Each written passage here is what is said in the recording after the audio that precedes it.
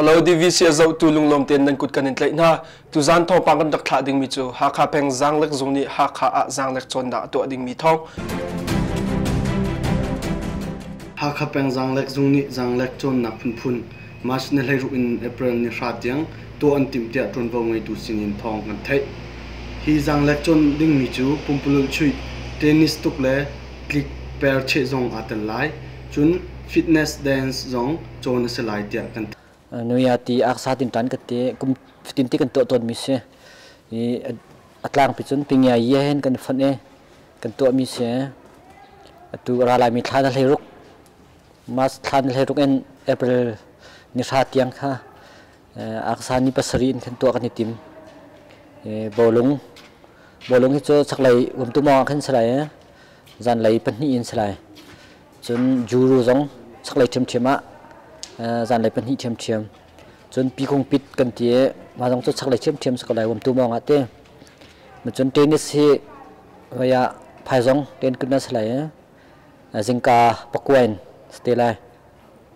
chun hika khai ka ma hen chet tong le fitness Myanmar fitness dan ma chun aerobic khom lai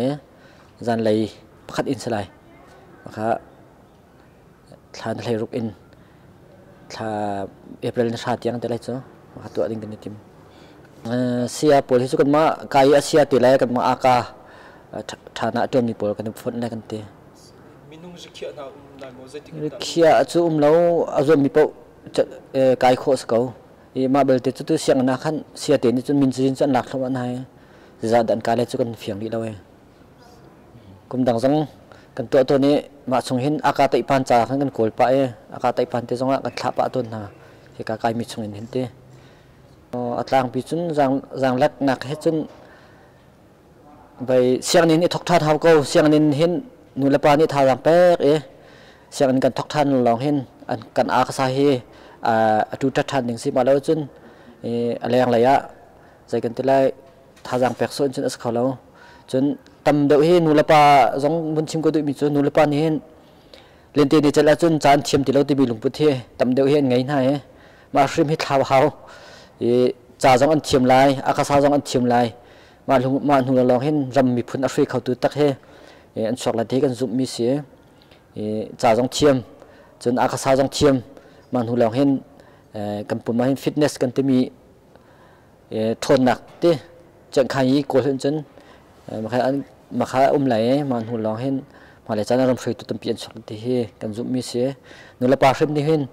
tha jang pek cha haw chun a kha tai pa jong atura lai mi mai kumin chen on ding sang lai ti ka hen hi ka siang jong hen kan ma ha kha tam pi